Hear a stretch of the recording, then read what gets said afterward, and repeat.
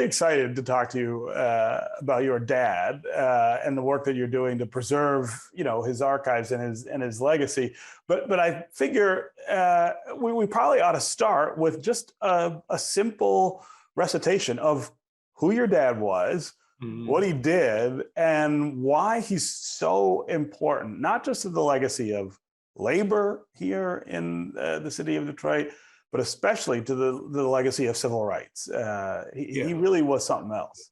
Well, and my dad, much like me, was not a self-promoter. He was a race man. And in that generation, as you know, because your family is a part of that, these are people who deferred their own aspirations for future generations to experience what they never had an opportunity to. So it wasn't about them getting the job. It was about opening the door, making certain other folks came in. But I think Willie Felder opened my eyes to who my dad was at his 100th birthday celebration and told me he was in Birmingham, Alabama. And Dr. A.G. Gatson, who was a millionaire, invited my dad down, and my dad brought Thurgood Marshall with him. And they were having a meeting because these Black veterans who had come back from the war were being discriminated against, not able to get the veterans loans. And so he said, when my dad walked in the room, everybody knew who he was and knew that things were about to get started now. So my dad's history is this. He by the way, was vice president of the Negro American Labor Council on A. Philip Randolph. He and Baird Rustin served in that same capacity. Both of them were the staff organizers of the March on Washington for jobs in the war industry. And of course, was the first person to bring Dr. King to Detroit. What people don't understand is the success of the civil rights movement is because you have Black labor organizers. Also, one tidbit is in his archives is that I discovered that he was the first person that they asked to be mayor, to run as a Black mayor. And my dad loathed politics. So it's very interesting that my daughter would become president of the council. But one good example, 5+1, they went down and met with Mary Annie and Van Antwerp because of police brutality, the Big Four and all those things. And if you read B.J. Whittick's book, you know that they brought the Klan here, and Charles Bowles almost won the mayor's race in the 1920s to discourage the growth of the Black population. And the police took on that mantra. And when they went down and met about what was happening, they said, that's what we do. It's in my dad's archives. And what did they do? My dad came back to TULC, had a big meeting, and organized a slate called 5+1. The one was Jerry Kavanaugh and 5 liberal counsel, and they won. They beat the UAW, they beat the white power structure, and that was a powerful moment in the history of TULC and Black trade unionism, which my dad was a part of. And, just hearing you talk about those things, those events, those moments in history, you can connect so much of what we see and experience today in Detroit to those moments, that things are the way they are for us in particular in the city because of those things that your dad and those other folks did. Yeah, so what's interesting is the same person who did Daisy Bates and Robert Kennedy and Jackie Robinson's archives. We spent $90,000 digitizing this, and kind of tongue in cheek, the white guy says, this is one of the best collections. He didn't want to say period, but really my dad had already annotated everything. I mean, back to a pamphlet he wrote with a pseudonym called Unite Regardless, encouraging Black workers to join the UAW, which my grandfather didn't until after it was accepted by the collective bargaining agent. My grandfather thought that Henry Ford was the second coming of Jesus Christ. But my dad saved absolutely everything. And what's important to me about all of this is that if you have family members, for example, that were in the trade union movement, right? You can literally pull up people's names, people that everyday people don't know, that like Ann Jones or, George Cherry. I mean, and you will find information that my dad has. I don't run in my mouth, but I'm so excited about this. But one of the most important pieces that I've read recently, and by the way, my dad took me where so I was able to connect the dots, was when he came home from King's funeral, having walked behind his coffin, and African-American trade unionists were absent from Memphis, and some of them were absent from the funeral because the white unions had turned against Dr. King because of his stance on the Vietnam War. And this 5-page letter my dad wrote to Black trade unions asked the question, when are we, even as a part of white institutions, not going to be afraid to stick up for our own interests? They stick up for theirs and make us bow to theirs. When are we going to make them bow to ours? Wow.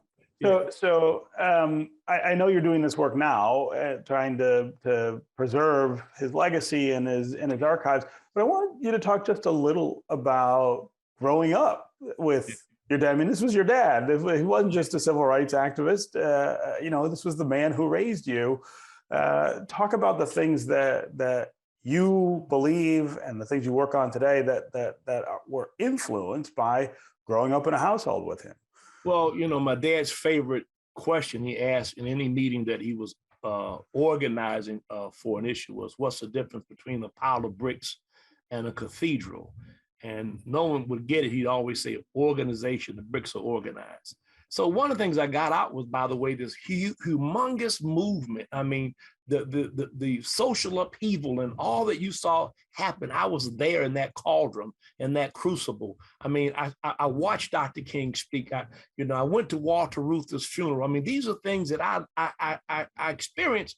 And I asked myself, unlike today when people would TikTok it and Instagram it and Facebook it, I asked myself, why was I providentially placed in this era to be exposed to these people and to know them by name and, sleeping in King's house and all that. And I came away with it that I was to carry on the legacy of selfless service. My dad said the true measure of a person's life is not how much they have, but how much they give. And I really think that came home in '63 when we went to celebrate the 100th anniversary of the Emancipation Proclamation. And Lyndon Johnson received my dad and my sisters and I at his house. And my sister swam in his swimming pool as my dad met with Lyndon Johnson. And I didn't come out of there thinking, oh my God, I'm somebody, look at us. I came away from there knowing that my dad was a pivotal person in the movement for civil rights, and that this blue collar worker, he was a blue collar worker.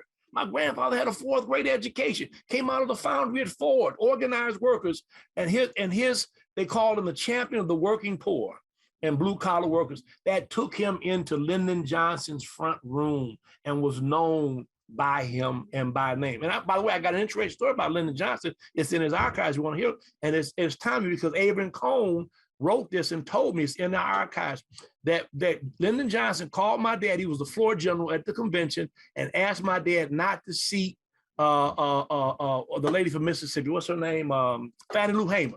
Oh, really? And Abraham Cohn was standing next to him, and he told Vice President or President Johnson that he would not seat those delegations who were delegates of Fannie Lou Hamer. And I love Abraham Cohn, by the way. He contributed a lot of stuff to my dad's archives and brought a lot of stuff together for me. He's part of that Black Jewish coalition that began, back in the 40s and 50s that really desegregated the city. So I think for anybody who's looking for an obvious sign of the power of your dad's legacy, of course, your daughter is now, a great symbol of that. She's the president of the Detroit City Council. But I also wonder if you look around the city and see other things that for you are a reminder of all of the things that he did. Well, I'm going to be perfectly honest with you. When I set out to do this collection, the only support I got was from my sister LaVon, who passed, who wrote a $50,000 check. The rest of it I had to raise. The UAW put in some money. Some of their archives have been lost, and I'm working on an agreement with him. But Dr.